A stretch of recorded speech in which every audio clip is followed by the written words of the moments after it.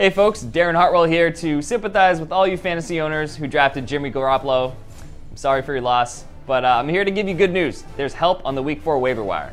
Let's start with QB. I think Andy Dalton deserves a serious look this week. He's owned in just 34% of Yahoo leagues despite throwing 6 touchdown passes over the last 2 weeks, and he's attempted more than 40 passes in each of those 2 games. If Joe Mixon can't go Sunday, Dalton's volume should remain very high against an average Falcons defense, so grab the red rifle while you can. The running back pool is a little bit thinner, but I do like Javorius Allen this week.